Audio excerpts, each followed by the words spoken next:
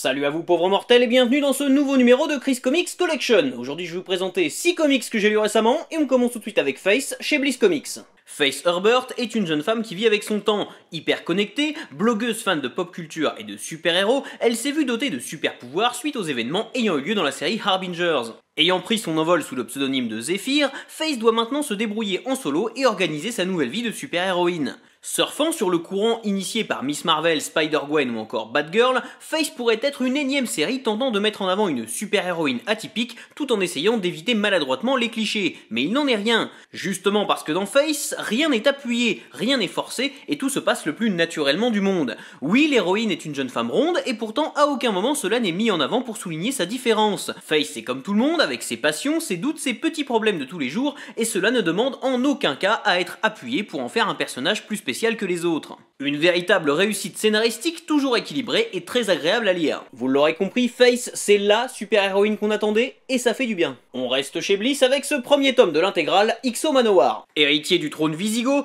Arik de Dacie se voit enlevé par des envahisseurs extraterrestres nommés les Vignes durant une guerre contre l'Empire romain. Parvenant à se libérer et arpentant le vaisseau de ses geôliers, Arik va entrer en contact avec un puissant artefact très convoité, l'armure de Shannara. Désormais doté d'un puissant pouvoir et propulsé plus de 1600 ans dans le futur, Arik va devoir affronter les Vignes à notre époque. Il croisera sur sa route un autre héros de Valiant Comics, Ninjak, puis il fera le voyage jusqu'à la planète des aliens pour en apprendre plus sur son extraordinaire armure. Série aux héros badass et à l'univers riche, X-O Manowar est bien loin d'être ce que certains considèrent comme un sous-Iron Man. Si on pourra reprocher aux Vignes d'être parfois un peu trop bavards dans leur entreprise de conquête du monde, la série n'en reste pas moins rythmée et prenante. X-O Manowar, c'est une intégrale complète en 2 tomes et ça vaut vraiment le détour. On enchaîne maintenant avec Judge Dredd Aliens Infestation chez Weta. Dans le genre crossover badass, quoi de mieux qu'organiser une rencontre entre le justicier le plus intègre de Mega City One et les terribles xénomorphes. Un trafiquant a visiblement trouvé que c'était une bonne idée d'élever des aliens dans le but d'organiser des combats, mais évidemment la situation dégénère et les créatures envahissent bientôt les sous-sols de la ville. Seul le juge Dredd semble capable d'arrêter cette infestation souterraine avant que les créatures ne prennent le contrôle de la surface et ne transforment Mega City en un gigantesque nid d'aliens. Très rythmé, plutôt bien mené, ce premier volume d'une trilogie mixe parfaitement les codes des deux univers pour en faire quelque chose de très cohérent. Une excellente initiative de Weta que de publier ces récits en France. Judge Dredd Aliens Infestation, c'est idéal pour les fans des deux licences et pour tous ceux qui veulent de l'action. N'étant pas un grand fan de Spider-Man, j'ai quand même décidé de jeter un œil au crossover Spider-Verse dont j'avais entendu beaucoup de bien.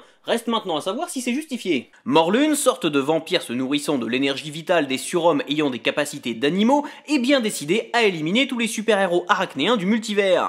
Accompagné d'une horde de vampires, il décide de s'en prendre à Spider-Man et à ses homologues des nombreuses dimensions de l'univers Marvel, afin de devenir de plus en plus fort. L'occasion ou jamais de réunir dans une seule et même histoire Peter Parker, le Spider-Man originel, son clone Ben Reilly, Silk, Spider-Man 2099, Ultimate Spider-Man, Spider-Girl, Spider-Ham et même le Spider-Man japonais et son robot géant.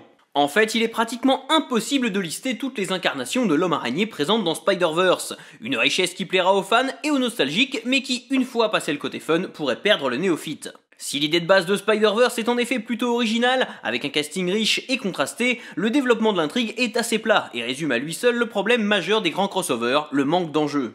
Spider-Verse est une lecture agréable pour les fans du tisseur, mais ça ne me fera pas renouer avec l'homme araignée et son univers trop figé à mon goût. On part maintenant chez Urban Comics avec Superman, le règne de Savage.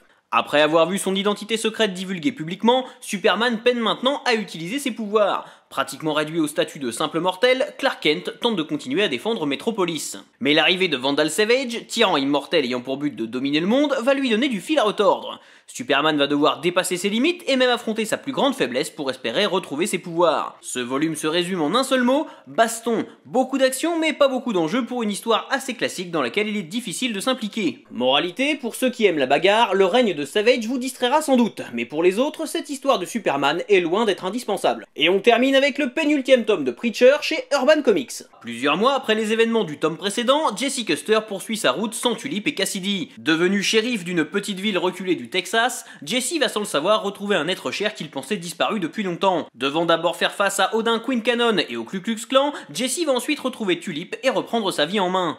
Ce volume nous permet également d'en apprendre un peu plus sur le père de Jesse et sur Tulip.